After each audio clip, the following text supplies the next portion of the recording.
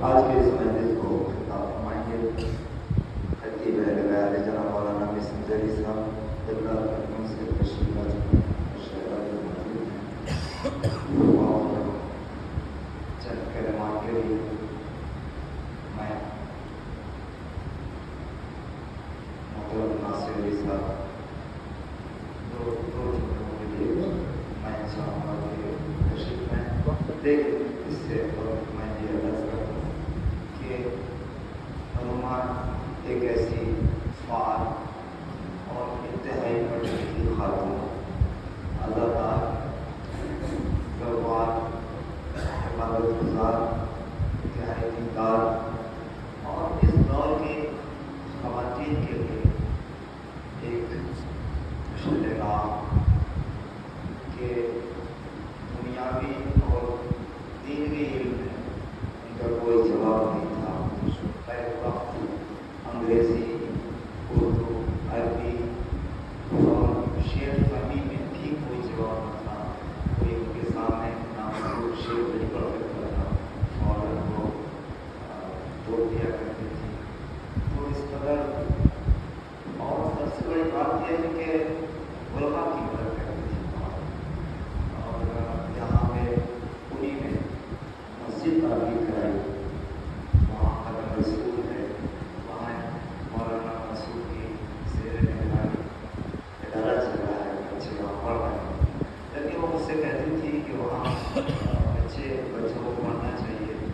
تو میں کہتا تھا کہ وہاں پہ کہاں ایسی جگہ ہے جہاں پہ شیعہ بستی دور ہے, کوئی بچے کیسے آ سکتے ہیں. لیکن میں نے دیکھا کہ اللہ کیسے اسباب جمع کرتے ہیں. انہیں کی زندگی میں ان کی یہ تمنا اللہ نے پوری کی. ایک درست پڑھ رہے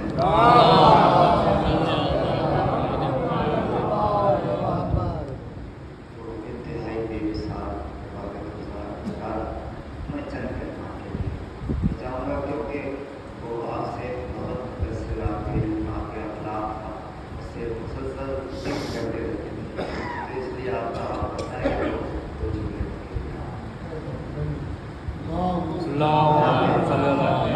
سید ناصر علی صاحب IRS سے محترمانہ گزارش ہے ان کا محترم آپ استقبال محدود سے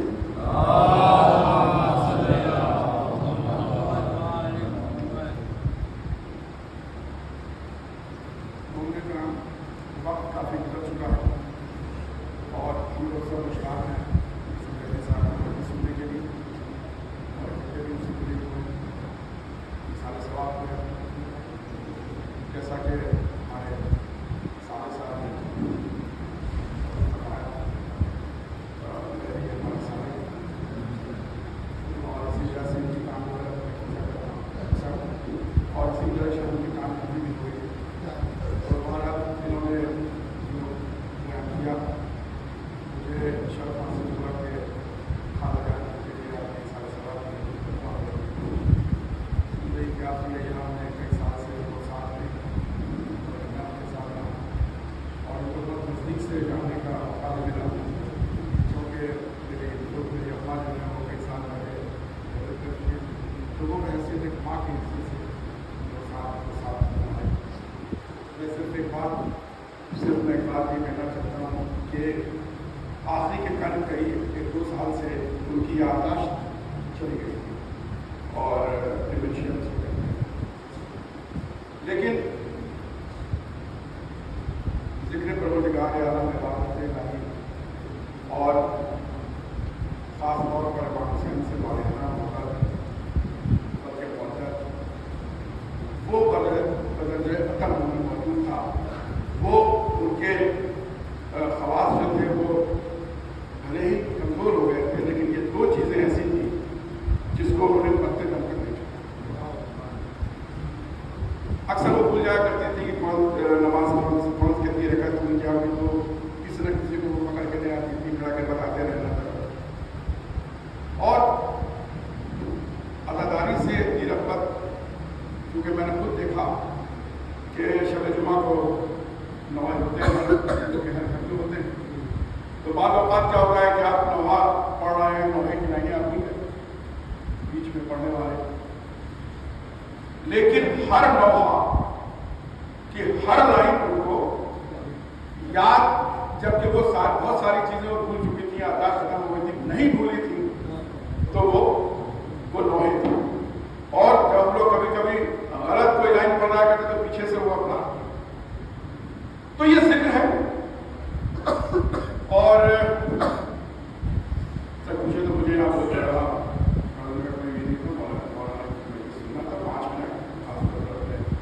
کہ ہم لوگ اکٹھے ہوتے ہیں اپنے غزہ کے جانے کے بعد انسان ثواب کے لیے. انسان ثواب مولانا کر کے آتے ہیں اور وہی لا سکتے ہیں کہ آخر انسان ثواب کے لیے میں اکٹھا ہو گیا. یہ ثواب کیسے اور کیسے ان تک پہنچ جاتا ہے.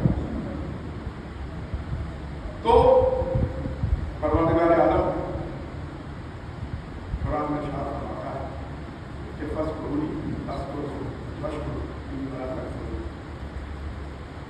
بہت مشہور آیت کریمہ جس میں پروردگار نے، چونکہ یہ سارے لوگ ذکر میں بیٹھے ہیں کہ تم میرا ذکر کرو میں تمہارا ذکر کروں.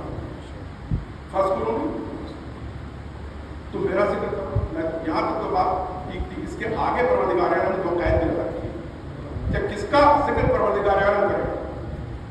بھائی نماز ہم پڑھتے ہیں، نماز ذکر، لیکن صرف نماز پڑھ لینے سے وہ ذکر کافی ہے کہ اللہ بھی ہمارا ذکر کرنے لگے.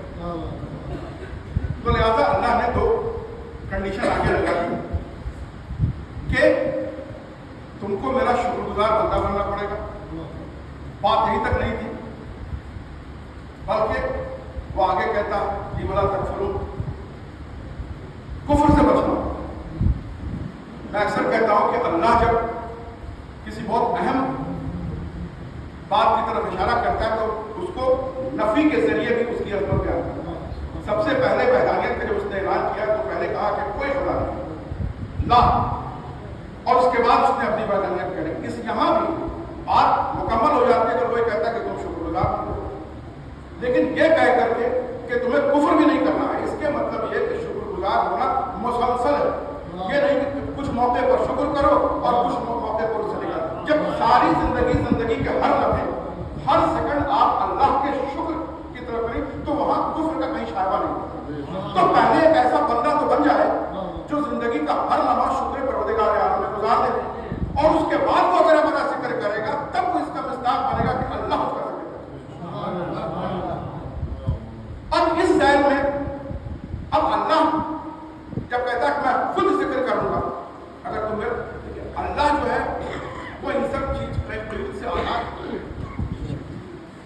لیکن جب اللہ کہہ رہا ہے میں ذکر کروں گا تو وہ اللہ ذاکر ہونے کا اپنے نام تو کر رہا ہے، لیکن بنفس نفیس وہ آ کے ذاکر نہیں بنا کیونکہ اس سے اوپر. اور قرآن میں ہی ہوا کہ اللہ جب کچھ کروانا چاہتا ہے اپنی طرف سے تو کہتا ہے کہ محمد جب تمہارے سر پر سے سایہ اڑ گیا تو میں سایہ بن گیا. جب تمہارے پاس دولت نہیں تھی تو میں نے دولت دی. اب رسول کی کفالت اور ان کی حفاظت کرنا یا متعلق اللہ اس کو کہہ رہا ہے کہ میں کر رہا ہوں.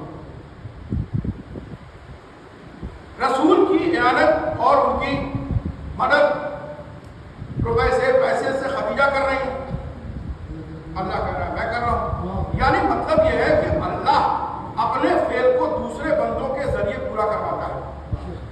تو لہذا امام حسین نے جس طرح سے ذکر پروردگار عالم کیا، تیروں کی بارش میں کیا، تلواروں کی چھاؤں میں کیا، 18 سال کے اپنے بیٹے کو جلتی ہوئی ریتی پر ایڑیاں رگڑتے ہوئے دیکھا، پھر شکر کیا اور ذکر پروردگار عالم کیا. 6 مہینے کے بچے کو اپنے ہاتھ پر اٹھا کے وہ بچہ منقلب ہو کے مر گیا، لیکن ذکر الہی برقرار رہی. 1900 زخم کھا کے جلتی ہوئی ریتی پر سجدہ آخر کر کے امام حسین یہ اعلان کر رہے ہیں جب سب کچھ مٹ گیا ان کا، تب بھی کیا کہہ رہے ہیں کہ اس نے کیا کھویا جس نے تجھے پا لیا، اور اس نے کیا پایا جس نے تجھے کھو دیا.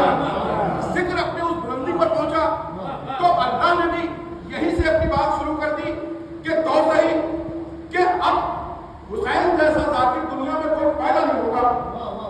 تو جیسے ہی سر سے جدا ہوا، جیسے ہی سر امام حسین کا نوک نیزہ پر گیا، اب ہونا تو یہ چاہیے تھا کہ موت واقع ہو گئی، اب طاقت گویائی ختم ہو گئی.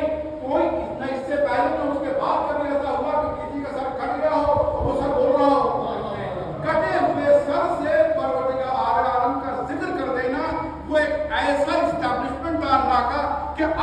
ذاکر تو بن سکتے ہو لیکن حسین جیسا ذاکر تم نہیں بن سکتے. اس کے لیے کم سے کم تمہیں اپنا سر کٹانا ہوگا, لیکن اس کے بعد سر کٹے ہوئے سر سے میرا ذکر کرنا ہوگا. تب تک حسین کی منزل تک پہنچ سکتے جہاں تک پہنچنا اللہ کی مصلحت کو کوئی پہنچ ہی نہیں سکتا. تو ایسے حالات میں جب حسین نے ذکر الہی کیا تو اب اللہ کہہ رہا ہے کہ تم میرا ذکر کرو, میں تمہارا ذکر کروں گا. تو ابھی ہمارے عزیز نے سوچ پڑا, انہوں نے منقبت پڑھی, ہم کچھ ذکر کر رہے ہیں, آپ سن رہے ہیں. یہ ساری چیزیں امر ذکر ہے, یہ سارا ذکر ہے جو ہم لوگ کر رہے ہیں. لیکن یقین مانی کہ یہ ذکر ہم تو کر رہے ہیں, لیکن یہ ذکر کو اللہ اپنی طرف تشبیہ دے رہا کہ کر رہے ہو تم ذکر. مولانا میثم زیدی صاحب ذکر امام حسین کریں گے لیکن ان کی زبان سے اللہ بول رہا ہوں, کیونکہ اللہ نے خود کہا تم میرا ذکر کرو میں تمہارا ذکر کروں. تو جس کے بھی زبان سے ذکر حسین ہو رہا ہے وہ اس کی زبان سے اللہ بول رہا ہے. اور دیکھیے وقت نہیں صرف میں تشبیہاً ذکر کے جو فلاسفرز ہیں انہوں نے کہا کہ 5 حالات ہوتے ہیں, اور ذکر کے حالات یہ ہوتے ہیں کہ کوئی ایک بھی اس میں سے ہو تو وہ ذکر کہلاتا ہے. اسمن نام سے ذکر, فعلاً اس کے راستے پر چل کر کے ذکر, رسمن اگر رسمیہ طور پر آپ کر رہے ہیں, جسمن یعنی جسم پر اپنے سارے حالاتوں کے پریشانیوں کو جھیل کے بھی ذکر کر رہا ہے, تو جسمانیہ جو اپنے جسم کو اس کے ذکر میں فنا کرے. یہ 5 حواسل ذکر کے بیان کیے گئے اور کہا کہ یہ 5 حواس جو ہے ذکر کے, یہ کوئی ایک بھی کر دے تو ذکر پورا ہے, لیکن اگر کوئی 5 کر دے تو ذکر مرکب ہے. لیکن ابھی بھی ذکر اپنے اس مقام پر نہیں پہنچا جہاں پر پروردگار عالم چاہتا ہے. اس کے لیے 3 حالات اور کہا کہ سب سے پہلے تو ذکر کی حفاظت کرو, اس کے بعد ذکر کو محضر کر دو اپنے دل کے اندر, دل میں سنبھالو, اور تیسرا پھر یہ حفاظت کرو, محضر کر لو اپنے دل میں, اور اس کے بعد ایسے حالات بنا دو تاکہ وہ ذکر ہمیشہ کے لیے محفوظ رہے. جب یہ 3 حالات بھی پیدا ہو گئے, 5 حالات بھی ہو گئے, یہ 8 عناصر مل کے تب جا کے ذکر اپنے اس مقام پر پہنچتا ہے جہاں پر ذکر کو بھی فخر حاصل ہوتا ہے, اور تب اللہ کہتا ہے کہ ہاں یہ میرا ذکر ہے. میں ان سارے حالات کو نہیں بیان کروں گا, ابھی وقت نہیں ہے, لیکن میں یہ بتانا چاہتا ہوں کہ ہم جو یہاں بیٹھے ہوئے ہیں, آپ خود دیکھ لیں, آپ خود پڑھے لکھے لوگ موجود ہیں, یہ 8 عناصر ہم لوگ تا عمر امام حسین کی راہ میں کرتے ہیں. اسمن, فعلن, رسمن, جسمن, جسمانیہ, حفاظت کرنا, محفوظ کرنا, اور اپنے دل میں اس ذکر کو بسا لینا. تو یہ جو ہم لوگ یہاں بیٹھے ہیں, عمل ہم کر رہے ہیں, اللہ اپنی طرف بس. اور اسی کے ساتھ میں مولانا کو, مسعود کو میں کہوں گا کہ وہ ذکر امام حسین کر کے بالکل یہ بھی ذکر ہے.